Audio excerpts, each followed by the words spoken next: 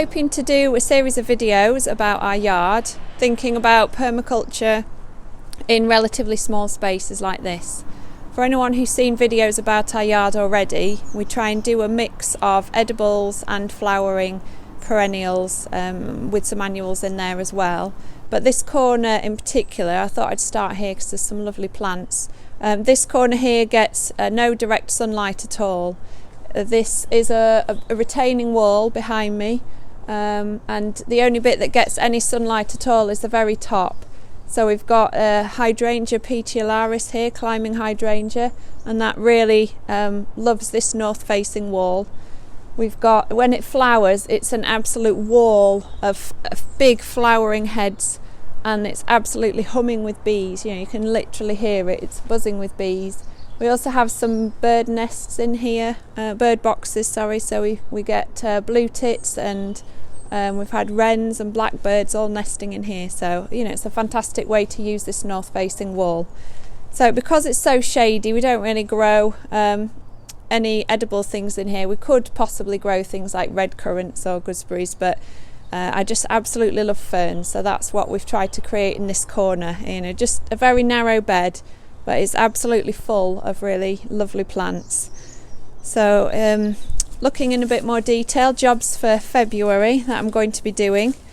We've got this epimedium here, and it has tiny delicate little flowers, but they flower quite low down, so I'm going to be cutting all these old leaves from last year back so that we'll be able to see the flowers, and then this year's flush of leaves will come up.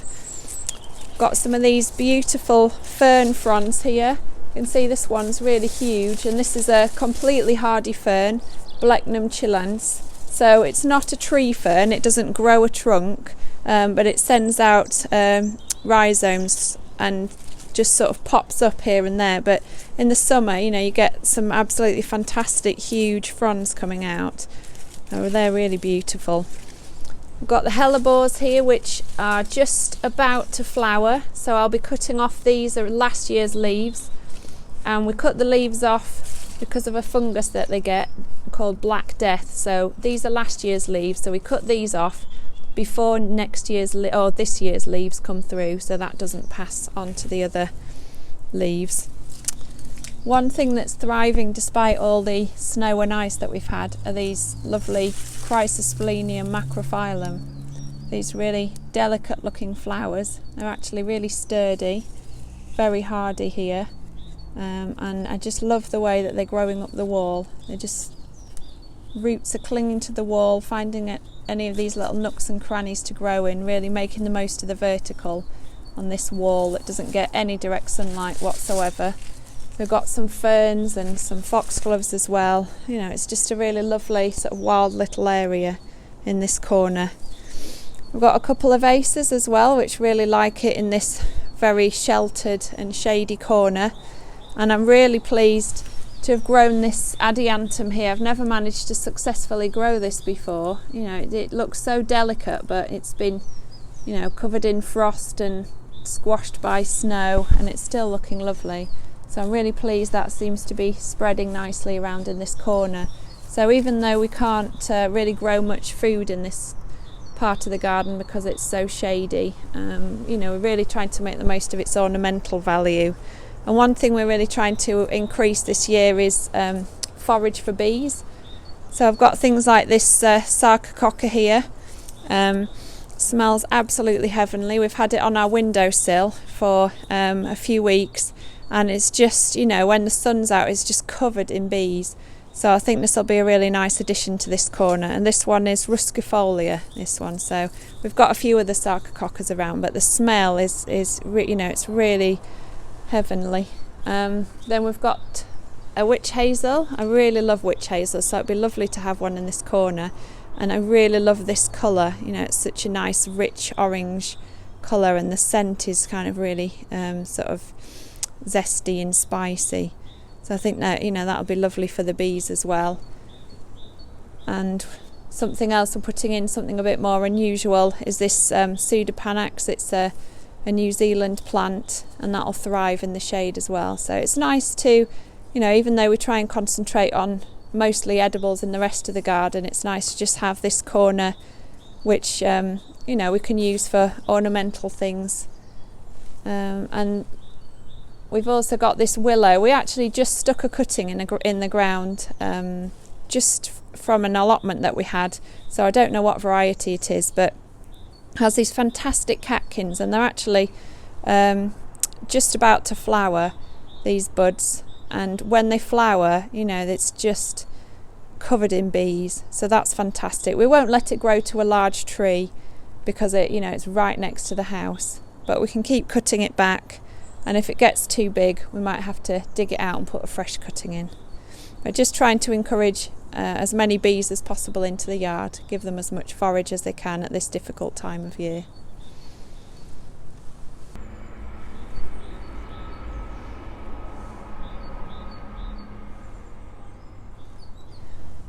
I was just debating last summer whether to cut some of this back, because this variegated perennial kale, it's a Daubenton one called Panache, had really sort of swamped a lot of plants out in this area, and I was just debating cutting it back, but actually the frost has saved me the trouble, because we had quite a prolonged frost here. Things froze solid for over a week, you know, and I think because the ground froze solid as well, there wasn't any movement of water through the plant, and it's just desiccated and dried out, and you can feel on these shoots, you know, they're just starting to rot. They're not going to recover, whereas in contrast to this one down here, you can see that one's doing fine. It's still very sturdy and thick, and it's got all this new growth here. So what I think I'm going to do is just to cut the entire thing back, dig it out, and then take the shoots that have survived, cut those off and just stick them into the ground, so they should regenerate fine that way. All of these here, there's a few plants grew just from where I'd stuck a cutting into the ground originally, so you know, there's no point in just cutting all the dead out, because I'll just have the odd straggly little bit over here, so I'm just going to be brutal and take the whole lot out and start again with some fresh cuttings. Something similar has happened up here with our Taunton Dean, the one that we've trained as a tree. We had really heavy snow on quite a few occasions, so we had to rush out and do some emergency tying, lashing it together with this much thicker rope just to try and stop it falling apart, with sort of mixed results really. Quite a few of the branches have already just been snapped and fallen off, and it really is not looking like a very attractive feature to have in the garden anymore. There's a lot of dead leaves that need to come off, and whilst some of the shoots, you know, they're looking fine now, they're obviously growing well, it's just whether or not it's now just got to a situation where it's just got too big and too damaged by the frost and the snow that we might just cut it down and start again. I mean, we've got quite a sizable trunk now. You can see how thick this is, you know, to say this is a kale, not a tree. So, you know, it seems a shame to take it out when it's got to such a large size, and it still will produce a lot of kale for eating, but we like this bit of the garden to look nice as well. So if I just decide it's going to look too scrappy and messy, I think we'll just take it out. We have got a cutting that we stuck in the ground just here, and that the idea was that would replace this larger one in a year or two, but even that is looking a bit skinny, and I've got some better cuttings in pots, so what I might do is take this one out and replace it with a bit of a sturdier cutting.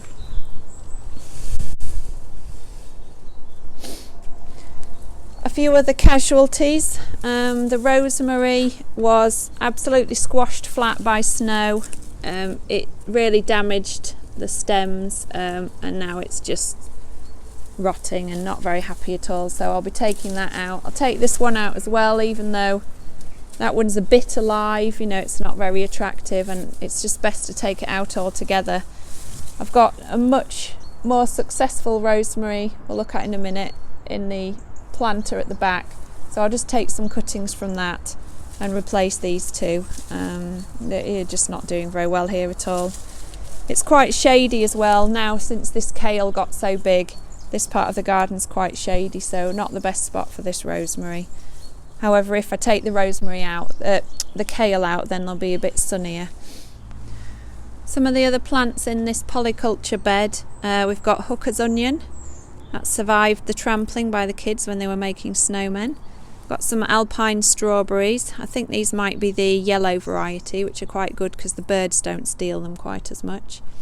I've got Smyrnium perfoliatum. It's a really beautiful flowering biennial. I planted these first time about 3 years ago, and then these are they've self-seeded around, so they grow leaves for the first year and then they flower the year after and then they die. So they just self-seed around, and those can be supposedly eaten in salads or cooked, but personally they're a bit bitter for me. They taste a bit like a bit cress-like, but without the heat, but there is a hint of bitterness, so I wouldn't want to put too much in a salad. So really we put them in here mostly for their ornamental value. Love these iris. These are a beautiful, stunning white iris. And irises are really great to grow in polycultures because they take up more of the vertical space rather than swamping out all the edible things. In here as well we've got a Rudbeckia goldstone. They look absolutely fantastic when in the autumn when they're flowering, and they just flower and flower and flower until the frost. So there's quite a few spaces opened up where other things have died off. I'll be putting in a few more edible things this year, hopefully some more nasturtiums, some of the dwarf nasturtiums, because some that I grew last year just went a bit crazy and started swamping everything out, so I'm going to try some dwarf ones. And then just at the base, right in the middle of this obelisk, is a viola called Freckles, and that's got some beautiful flowers. They're nice for salads or putting on little cupcakes and things. So once that had sort of flowered last year, I planted some peas on this obelisk, but really it's sort of a bit rotten now, so I'm going to be replacing that. But it's quite happy in the shade in amongst all the peas, so that'll be up soon, and that's a really fantastic ground cover. It grows really dense foliage and just swamps out any space where there might be weeds. So there'll be quite a lot of things changing and moving about in this bed in the next few weeks as I take things out that succumb to being squashed by snow or desiccated by frost. And this apple, this has done really well in this space. We moved it at the wrong time of year from another part of the garden, but it just works perfectly here because it just grows out over the paving. So it's it's only taking up space that wouldn't otherwise have anything growing in it. And under the tree we've got chives. They don't mind a bit of shade once the tree's got leaves on. I've got Polyculture as well, which grow right up through the tree. They're very pretty. Not edible though, those. And then Camassia right over there, one of my favourites. They have edible bulbs, although I haven't eaten any because they're just so pretty I can't bring myself to dig them up and cook them.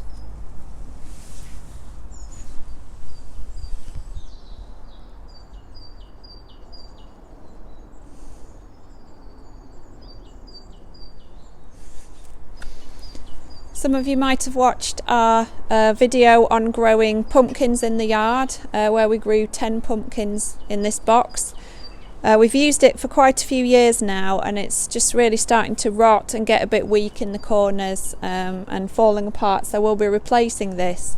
And all of the composted manure and compost and leaves that we put in here, we'll be taking that out and mulching all the other beds, particularly this one, because I'm just about to sort of rethink this whole bed. It hasn't really been working for the last few years. There's sort of nothing particularly attractive or usefully edible about it, so I'm going to completely revamp this bed.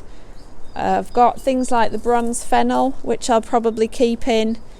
There's a lot of the Smyrnium that's self-seeded around, so I might dig some of that out and replant it. but really there's just not much really going on in this bed. So over the next few weeks I'll be lifting things out and sort of starting again. So hopefully in further updates we'll talk about that a bit, and also giving this a good haircut, because it really is meant to be kept to quite a small tree. You know, it starts to get too big, it's going to start leaning out from the wall. And the same with this bed really. It's been really fantastic. Had a lovely display for the last few years, but just at the end of last year I just felt like it would be nice to do something a bit different. I'll be doing things like pruning the clematis that's growing up through the pear tree. There's a lot of mint. There's a lovely lavender mint in here, but as with all mints, it's just starting to just spread everywhere and swamp everything out. And there's some lovely oregano. There's one here called I think it's Aurea. This one, really fantastic smell and flavour, but I'd like to plant that in other areas of the garden as well. What I think can make a garden look really nice is when you have one plant that's repeated in all the beds, just to kind of try and bring it together and make it a bit more ornamental rather than haphazard. So I'm going to try and lift some of that and split it up. And in this corner I'm wanting to put some globe artichokes, just because the leaves are really ornamental as well. So I think that'll look really stunning. And a bit the same with the panache kale. You know, this has been coming out here, and you know, it's not really taking up any useful space in the flower bed because it's just growing up and coming out over the paving. But I'm just not sure now with some of the frost and cold weather whether it's just going to look a bit scruffy and not particularly nice. So I think bits that are still alive I'll just take cuttings of and stick back in, and then it can sort of start again really. You can see, you know, this is the same Taunton Dean that we've trained into a tree, but this one hasn't had any training, and so it's just sort of fallen over and flopped and grown out here. And I'll be taking some cuttings of this rosemary here to grow on to replace some of the other rosemary. So I'll just take some like that, remove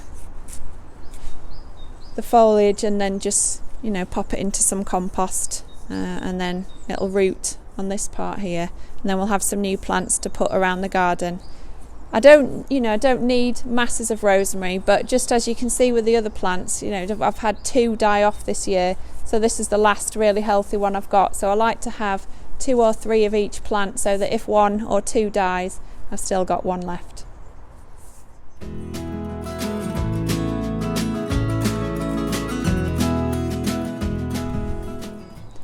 This is the first in a series of videos we're going to be doing in the yard about our polycultures and permaculture gardening in small spaces. So if there's anything you'd like to know, just put it in the comments or send us an email and we'll try and include it, anything you want us to cover or demonstrate. And it would be great if you want to subscribe, and then any videos that we do you'll automatically be able to see once we release them.